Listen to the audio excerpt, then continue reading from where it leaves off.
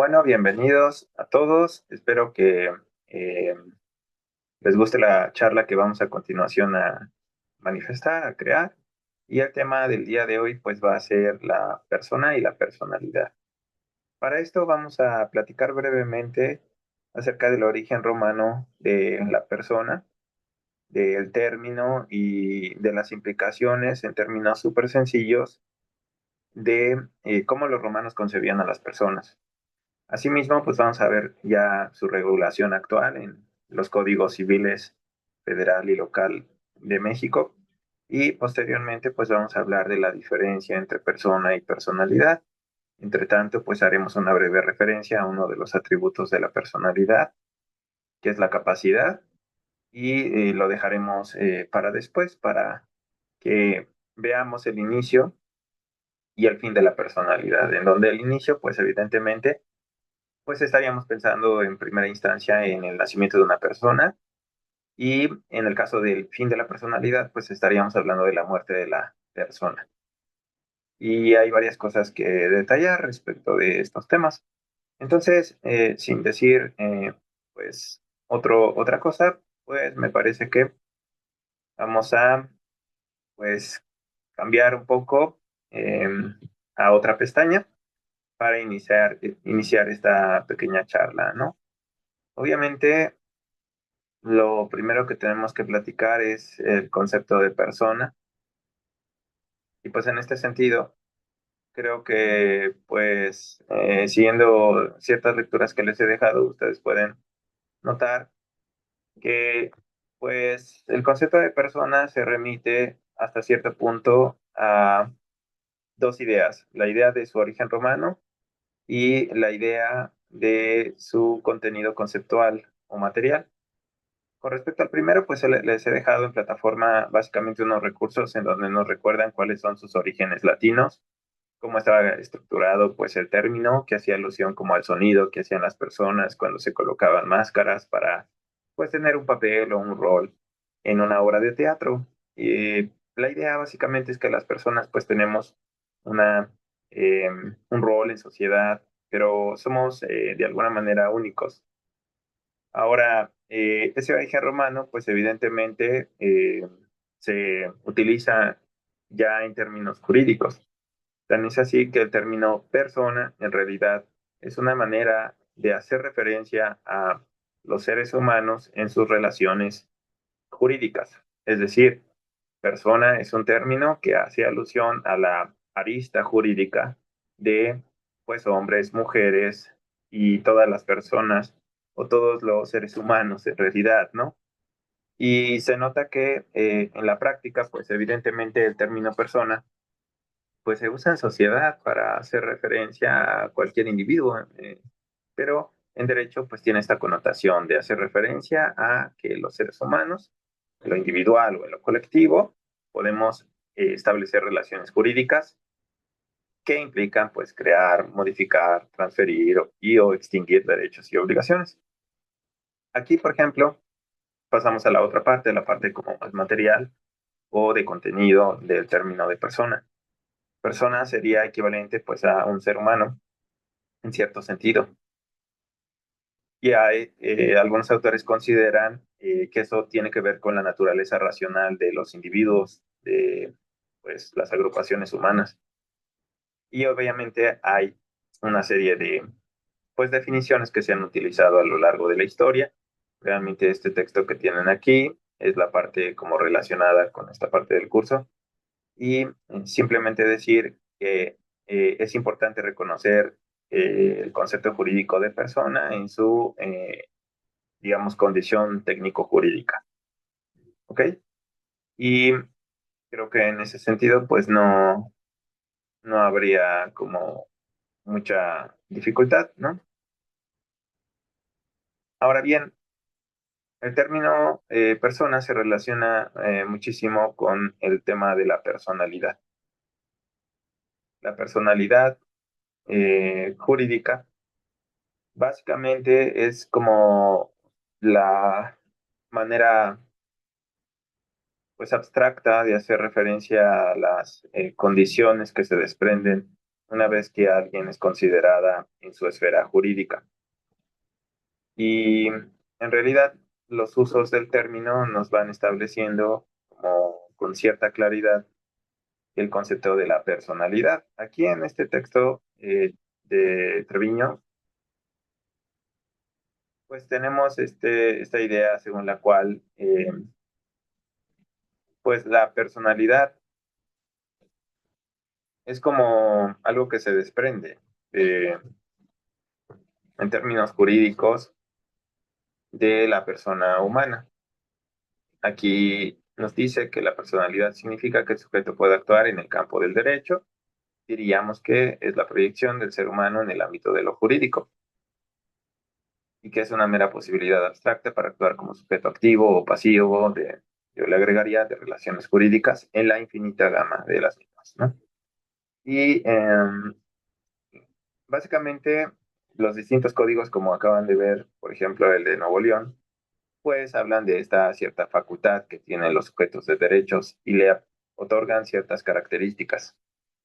Por ejemplo, que la personalidad es única, es indivisible, que no se puede reducir, que obviamente es, digamos, unitaria y universal para todas todos los seres humanos. Y de alguna manera algunos códigos definen esto y algunos otros no. Por ejemplo, en el propio texto que acabamos de ver, se nos dice que en el Código Civil del Estado de San Luis Potosí, pues nos dicen que, por ejemplo, la personalidad es esencial, que tiene que ver con el desarrollo fundamental de los individuos y de la sociedad.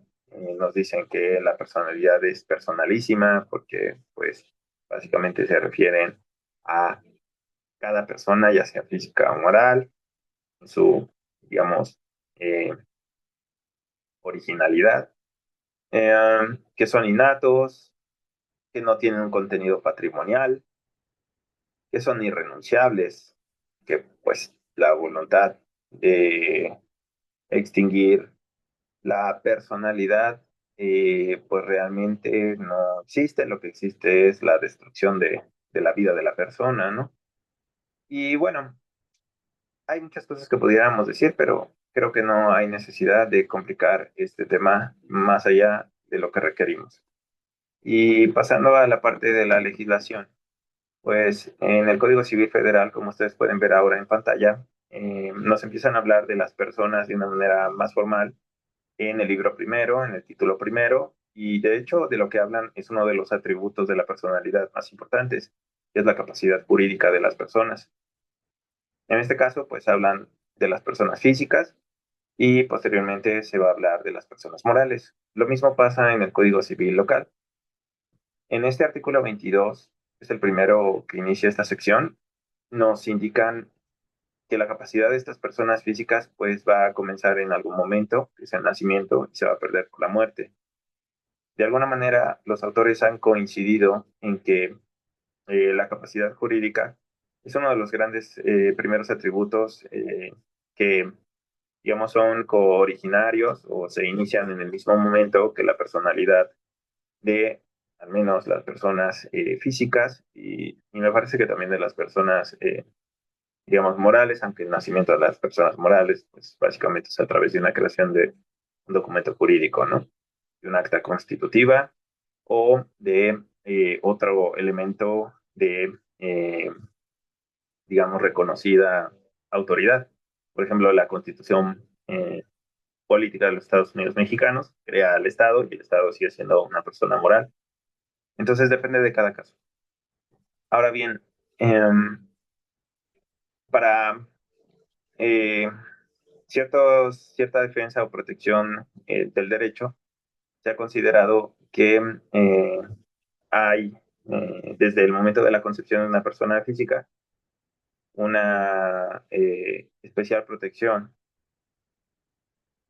Básicamente, se crea la ficción según la cual se le tiene por nacido para efectos de adquisición de ciertos derechos.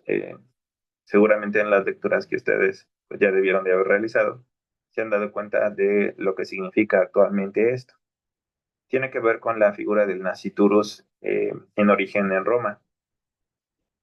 Es decir, aquella persona que va a nacer o que está concebida y está siendo gestada por la madre, pues de alguna manera puede pues adquirir ciertos derechos que con el paso del tiempo y si todo sale bien y nace, pues tendrá ya la adquisición de eh, esos derechos. Por ejemplo, en el derecho sucesorio, pues obviamente puede ser mencionado como un heredero y pues hay varios derechos que se pueden desprender a favor del nasciturus, ¿vale?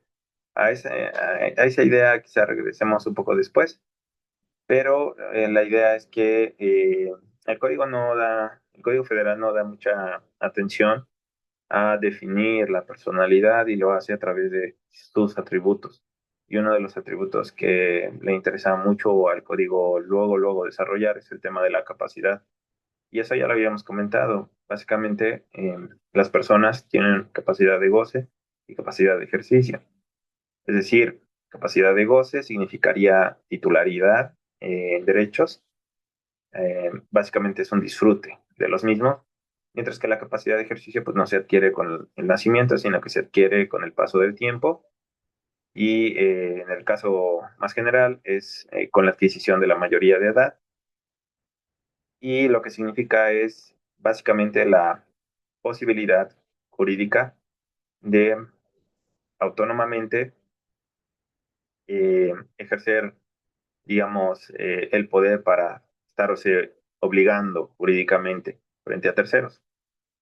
Esa es una manera de frasearlo, me parece equivocada, y hay otras, ¿no?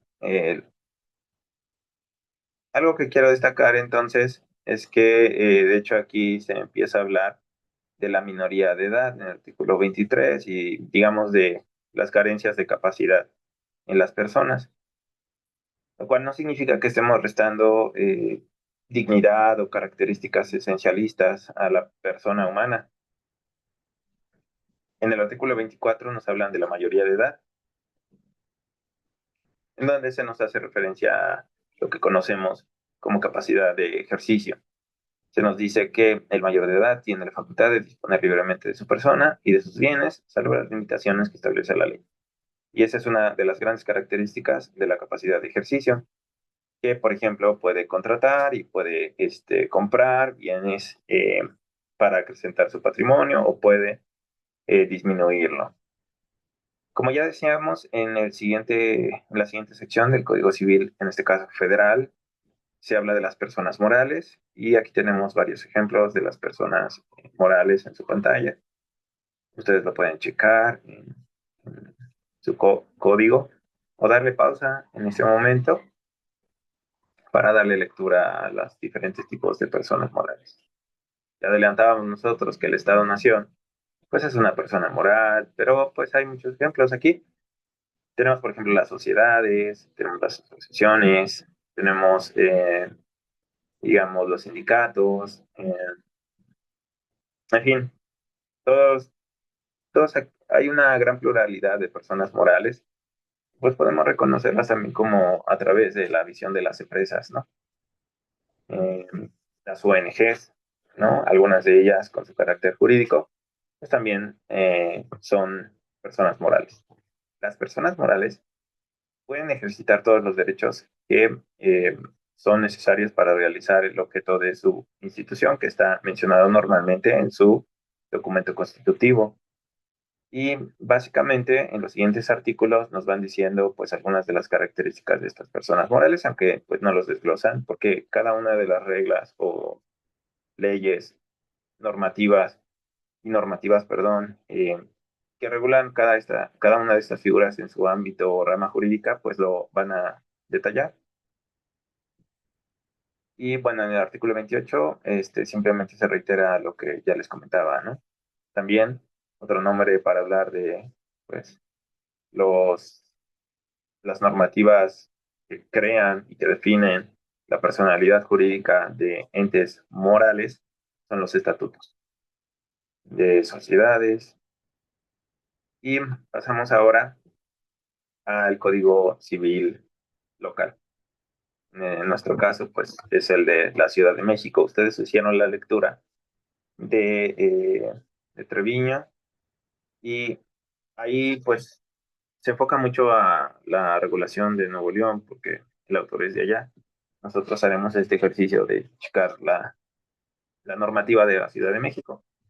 Igual aparece en el libro primero de las personas, título primero de las personas físicas, y si se dan cuenta, pues realmente no hay una diferencia, aunque aquí apareció una cierta reforma del 2000 por lo que respecta a la situación de la incapacidad, más que nada son restricciones en realidad y sí pueden ejercitar derechos, contraer obligaciones, pero por medio de los representantes, cosa que no habíamos mencionado antes y que estaremos revisando posteriormente cuando hablemos del atributo de la personalidad como tal, y ya llegaremos a ello después. No hay muchos cambios en el título segundo de las personas morales. Se nos indican pues, las personas morales que funcionan o que tienen reconocimiento en nuestro Código Civil local. Nos hacen referencia a el reconocimiento de personas morales extranjeras, ciertos derechos que tienen, que no son absolutos, sino que están contados por ciertas reglas constitucionales, pero que actualmente pues no son tan grandes como antes. Por ejemplo, la inversión privada está muy limitada en nuestro país, pero posterior a la reforma del 88 y en 1994 pues se da una cierta apertura, ¿no? Porque pues recuerden que en aquellos años pues estaba gobernando uno de los presidentes reconocidos como los que apoyaron mucho el libre mercado en su visión del neoliberalismo, que es en 1988 gana Carlos Salinas de Gortari, ¿no? Eh, la presidencia de la República, si no mal recuerdo, por esos años, ¿no? Y su sexenio pues llega hasta el 94. Ok, regresamos al punto de revisar las personas morales. Realmente no hay mucho que decir extra. Son prácticamente idénticos la regulación federal y la regulación de la Ciudad de México. Entonces, pues regresando a pues, nuestra pequeña pizarra, pues podemos nosotros ir al siguiente tema. Creo que es importante reconocer que las reglas que existen actualmente provienen de su origen romano y en ese sentido yo les dejé la lectura de inicio y fin de la personalidad jurídica de José Antonio Sánchez Barroso. Y me parece que en la página 7 él hace una especie de resumen de cómo se consideraban esas situaciones en aquella época. Yo más bien me refiero a esta parte. Yo más bien les invito a que mediten cómo es que ha cambiado, ahora que leímos el Código Civil local y federal, la concepción de lo que significaba la persona y la personalidad jurídica de una manera muy rápida y muy breve, sin ser como doctos en el tema, pero sí hacer como una diferencia con lo que pasa ahora y lo que pasaba en Roma, ¿no? O lo que pasaba en Roma. Se dieron cuenta que, por ejemplo, la personalidad y las personas, en realidad en Roma, pues no era un concepto como absoluto, o sea, las personas podían ser libres, por ejemplo, pero podían tener muchas limitaciones en lo que podían llevar a cabo.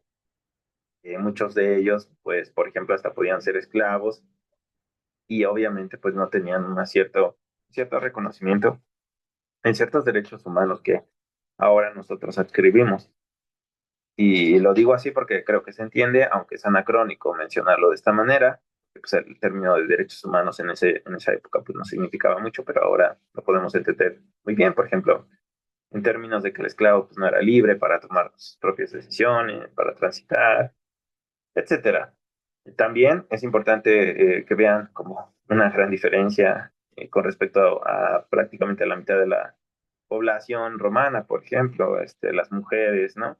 No tenían una libertad. eh, en realidad estaban sujetos al pater familias, igual los hijos, ¿no? Esto incrementaría el número de personas que pues no tendrían pues demasiados derechos, ¿no? Entonces, en esta parte, pues creo que hace un buen ejercicio, ¿no? De hacer como ese resumen de lo que explicó con más detenimiento. Em, y pues simplemente les pido que tengan como ese tipo de concepción como histórica de dónde salen las cosas. Por ejemplo, esta situación de que la capitis diminutio, pues consideraba en realidad como cuatro gradaciones en la cuestión de la personalidad, cosa que de alguna forma pues hoy no existe. Hoy se considera que las personas pues no son una situación de grado, como el propio autor lo menciona, sino que es la capacidad la que puede ser mayor o menor. Entonces, de alguna manera, nuestra concepción de lo que es la persona, la personalidad y sus atributos, si bien se basan en el derecho romano y tienen como su origen absoluto en esta concepción, por decirlo de alguna manera, pues no es exactamente lo mismo, ha cambiado, obviamente, a lo largo de los años, y es otro trabajo que no se ha hecho en este pequeño texto, ni en otros que hayamos dejado, pero que me permito yo como hacer esa reflexión, que poco a poco la institución de la persona y la personalidad jurídica fue cambiando y llegó pues, a nuestras manos de la manera en la que lo están viendo, ¿no? Eh, de hecho, pues este texto de acá es un texto hasta cierto punto no tan viejo, pero que de alguna manera pues ya nos habla de cierta historia. ¿A qué me refiero? Me refiero a que cuando él habla del inicio y fin de la personalidad jurídica, pues muchas cosas sí se preservan, como la idea según la cual pues la personalidad jurídica inicia en general con el nacimiento y termina en general con la muerte. Y sin embargo, ya algunas de las opiniones que se mencionan en este lugar, por ejemplo, con respecto a el aborto, pues al menos en términos jurídicos ya ha cambiado. Hoy por hoy, pues las legislaturas en general y la determinación jurídica de la personalidad jurídica entiende que no es una violación a la dignidad de las personas la imposibilidad de sancionar la interrupción legal del embarazo en las primeras 12 semanas de gestación. ¿Ok? Entonces, las consideraciones obviamente son mucho más profundas acerca de por qué estamos o no justificados de aceptar la no violación a la dignidad humana en este tiempo y por qué está temporalizado. Y sin embargo, pues ya se ha zanjado hasta cierto punto esa situación. Quizá en el futuro se vuelve a generar una discusión, porque pues sin duda que en la sociedad hay una cierta polarización. Y déjame frasearlo en términos de muy personalísimos. Cada quien decide, ¿no? Y considera, no jurídicamente, sino evaluativamente, en términos morales, en términos éticos, si está apropiado o no está apropiada esta regla según la cual pues el ILE se permite practicar. De hecho, con la atención unilateral de la voluntad de las mujeres. Es decir, lo que quiero decir es que las mujeres que están embarazadas no necesitan consultar a su pareja o a la persona con la cual se embarazaron, sino que pueden practicar el ILE de manera unilateral. Entonces, esa situación es bien interesante porque resulta en consideraciones diversas. Diversas personas justifican en términos jurídicos, eh, pues que está, vamos a decirlo así de manera muy cruda. Está mal el abortar y otras personas justifican de manera jurídica el que está bien, ¿no? Pero muchos atienden y reconocen que en profundidad las razones son o van más allá del ámbito jurídico, generalmente atendiendo a lo que les decía, la moral, la ética. Y bueno, sin duda que lo que hemos visto es que en general no hay una gran discusión de cuándo se considera una persona nacida. Evidentemente, hay criterios para determinarlos, pero en la práctica no hay una complicación. En cambio, con respecto a la muerte, pues pudieran haber una serie de situaciones que sí, en efecto, nos llevan a pensar de manera, pues, más cuidadosa en ciertos casos, cuando no es obvio, cuando se ha perdido la vida. El texto que les compartimos, que ustedes leyeron, cuando aborda el tema del fin de la personalidad, pues habla de que la ciencia ha avanzado y que pues ha considerado ahora una definición como más amplia, al menos relativamente hace unos 30 o 40 años, me parece. Nosotros pues vamos a ir directamente a la Ley General de Salud para que ustedes chequen cómo está esta situación. La pérdida de la vida se regula en el capítulo cuarto de esta ley. Repito, la Ley General de Salud, en el 343. Aquí vale la pena detenernos para leer y luego comentar esta figura. Nos dice, para efectos de este título, la pérdida de la vida ocurre.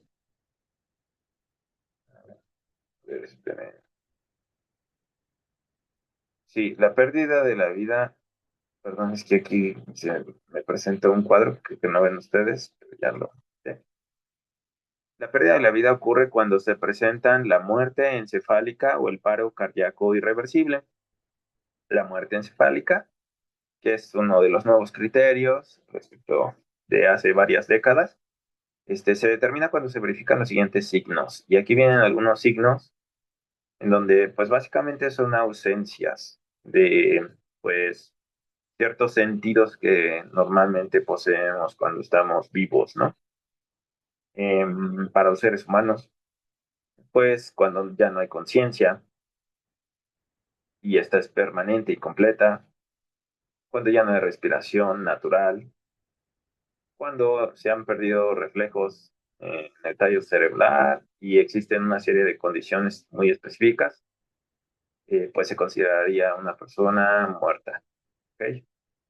Ahora, pues podemos abordar cada uno de estos elementos de la reflexia pupilar. Pues ya saben, como los médicos, pues quizá esa noción la tenemos cuando nos acercan una lámpara a nuestras pupilas, pues tienen ciertos reflejos específicos con respecto a la entrada de luz, ¿no? Estamos hablando siempre del caso general, ¿no?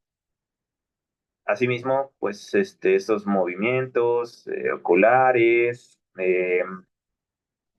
la ausencia de respuesta de estímulos nocioceptivos, donde pues creo que a lo que aquí se refiere, básicamente a que no hay respuesta a estímulos dolorosos, ¿no?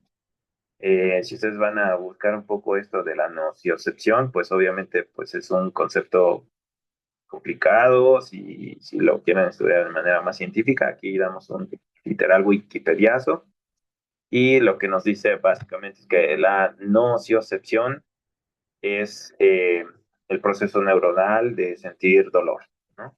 Básicamente. Ustedes lo pueden checar también allá en sus casas, pero esa es una manera como súper sencilla de entender para efectos prácticos lo de estímulos nocioceptivos. Y dice aquí que, regresando al texto, que se deberá descartar que dichos signos sean productos de intoxicación aguda por narcóticos, sedantes, barbitúricos o sustancias neurotrópicas, es decir, algún tipo de droga que esté alterando pues la recepción de pues estos, o más bien la respuesta a los estímulos del medio por parte del cuerpo de esa persona que está drogada, ¿no? Y en el 344 nos insisten en estos signos clínicos de la muerte encefálica, eh, y hay ciertas pruebas que se pueden llevar a cabo. Ahí vienen a referencia a estas características, pero lo que quisiera yo destacar es que pues obviamente en la práctica médica pues hay una serie de formas de diagnosticar la muerte, ¿no? Y pues algunas de ellas las conocemos todos pues por sentido común, por el aprendizaje cotidiano, ¿no? Pero pues a veces pueden fallar y pues existen casos muy extraños, y muy curiosos, ¿no? Que la gente llega a contar casi como historias de terror, ¿no? En donde pues las personas que ya no tienen aparentemente estos signos vitales, pues son, bueno, comienzan el proceso por ejemplo, ser enterrados, ¿no? Y resulta que los entierran vivos y, pues es una desgracia total. Obviamente en estos casos pues, se dan cuenta de que pues están vivos porque tocan por ejemplo, el féretro, ¿no? Cuando están pues prácticamente para ser enterrados, ¿no? Mira, 6 metros bajo tierra. Entonces, bueno, uh, es interesante también, pues ver en la Ley General de Salud la referencia a los cadáveres. Si no me recuerdo, en el 313, déjame corroborar y ir allá, nos dicen cómo se define un cadáver. Bueno, corrijo, es el 314, ¿ok? De la Ley General de Salud. Voy a proyectar ahora. En este artículo se empieza a hablar de la regulación de los cadáveres, pero es en el 314 donde nos definen que el cadáver es el cuerpo humano en el que se haya comprobado la pérdida de la vida. Eh, y quería hacer como esa alusión a que pues cuando alguien ha perdido la vida, pues técnica jurídicamente hablando se vuelve un cadáver, aunque pues esto lo sabemos de entrada, eh, siempre es importante tener como la concepción jurídica, ¿no? Y en el 346 nos van indicando estas consideraciones de los cadáveres. Los cadáveres no pueden ser objeto de propiedad y siempre serán tratados con respeto, dignidad y consideración. Esto pues vuelve a reiterar la definición de lo que significa persona, pero curiosamente la persona que tiene dignidad no pierde la dignidad una vez muerto. Se me hace muy interesante esa idea, no solo en términos jurídicos, sino en términos como más filosóficos quizá. Y bueno, obviamente los cadáveres pueden ser de personas conocidas o desconocidas y, pues, por ejemplo, hay reglas como muy específicas en torno a pues, cómo se disponen los cuerpos. Y simplemente aquí estoy subrayando esta cuestión de lo que sucede con cuerpos no reclamados, pero esas ya son consideraciones que son muy específicas y que pues, ustedes pueden checar en esa parte, ¿no? Por si están interesados, pues yo les invitaría a que lo checaran la Ley General de Salud y en quizá los reglamentos derivados.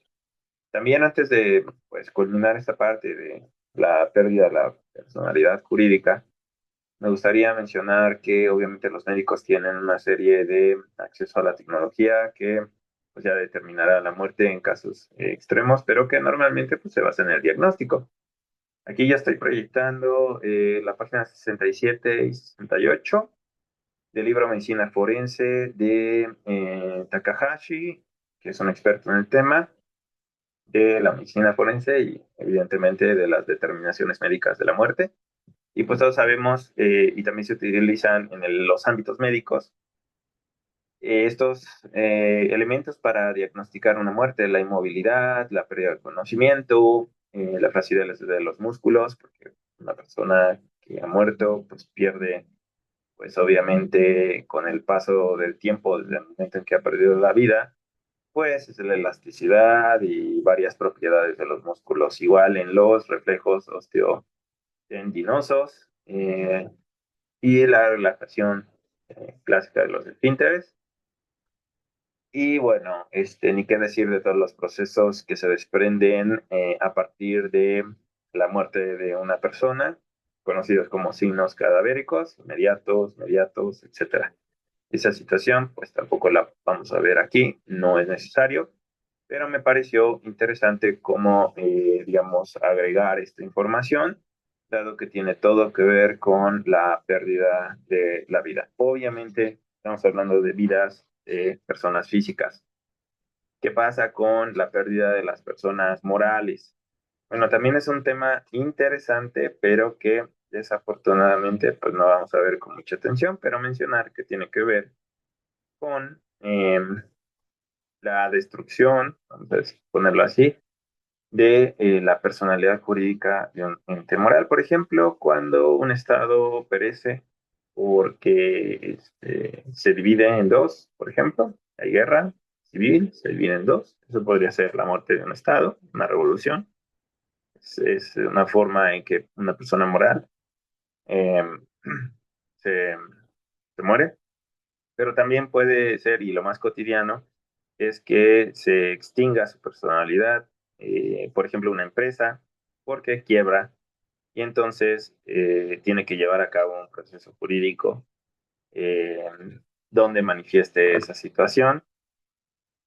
Y pues bueno, realmente esas figuras pues dependen del ámbito del que se trate.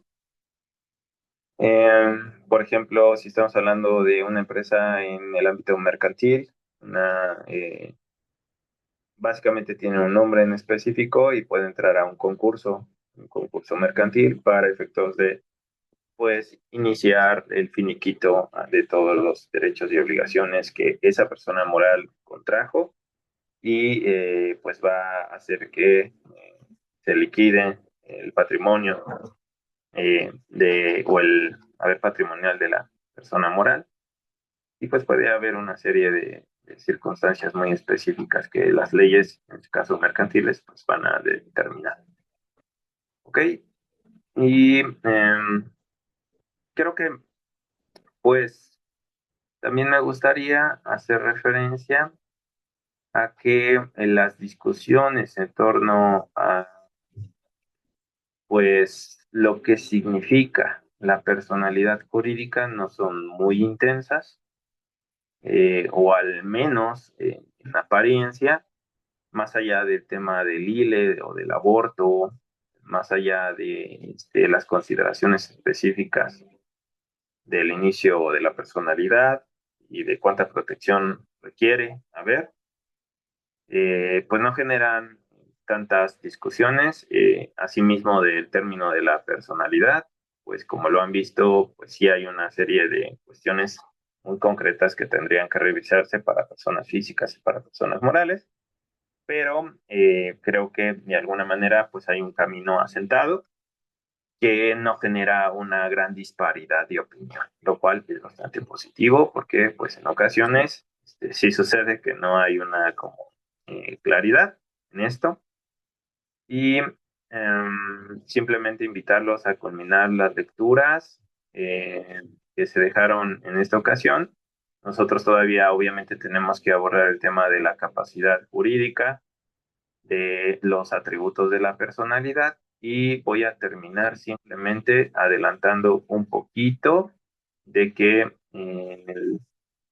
las siguientes secciones del Código Civil, tanto federal como local, pues insisten en regular los atributos de la personalidad. Por ejemplo, en el título tercero, que es, digamos, posterior a la parte de explicación de las personas morales, nos habla del atributo del domicilio y se habla del domicilio legal y se le define y después habla, por ejemplo, del registro civil y insiste en la importancia de cómo es que ciertos actos requieren un registro, ¿no? No es raro que después habla del acta de nacimiento, del acta de reconocimiento, de las actas de adopción y de las actas de tutela, en fin, de todas las actas. Y aquí quería yo destacar básicamente dos tipos de actas. Obviamente el acta de nacimiento, que es el documento jurídico por medio del cual pues, se va a reconocer que una persona está viva, que nació tal día, que es digamos, hijo de tales y cuales personas, lo cual significa una relación de filiación, lo cual desprende derechos y obligaciones importantes.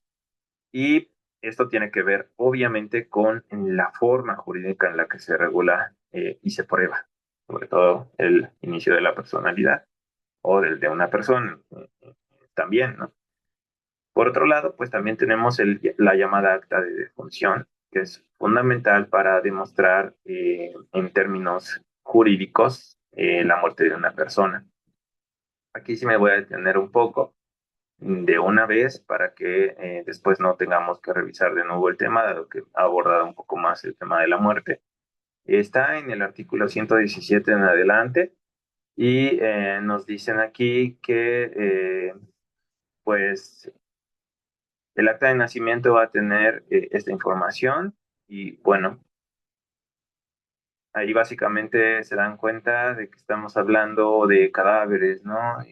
Se va a indicar la hora de muerte, si se pudiera, y todos los informes que se hacen, que se hagan en caso de muerte violenta, por ejemplo, lo cual va a ser muy útil para efectos forenses. Y ese básicamente es el documento que demuestra el fin de la personalidad, como nos dice también la lectura de, de Treviño, el acta de defunción y la constancia de muerte son los documentos que básicamente van a ser oponibles a terceros, o sea, los que se utilizan para indicar la muerte de una persona de manera oficial. Cuando, por ejemplo, una persona desaparece, desafortunadamente, pues se carece de este documento. Obviamente, pues un desaparecido puede estar vivo, no necesariamente muerto. Pero hay ocasiones en que por el paso del tiempo, ciertas consecuencias jurídicas eh, que solamente se desprenden con la muerte de una persona se activan, eh, por lo cual se manifiesta la muerte legal de una persona, por decirlo de alguna manera. Esto lo vamos a revisar posteriormente, pero quería adelantarlo en esta ocasión para que también ustedes me lo recuerden después. Bueno, hasta aquí la clase en línea fue relativamente rápida. También expliqué las cosas, creo que un poquito más rápido de lo normal. Y a veces es bueno, o quizá a algunos de ustedes les gustan más estas pequeñas cápsulas porque no tengo interrupciones y así no doy tantos ejemplos. Pero también, digamos, esa es la parte negativa, ¿no? Que como no hay tantos ejemplos, quizá faltaron. Sin embargo, me doy por satisfecho ahora. Les doy las gracias y espero que puedan ver eh, esta cápsula. Pueden repetirla las veces que quieran. Y muchas gracias. Nos vemos la próxima ocasión. Hasta luego.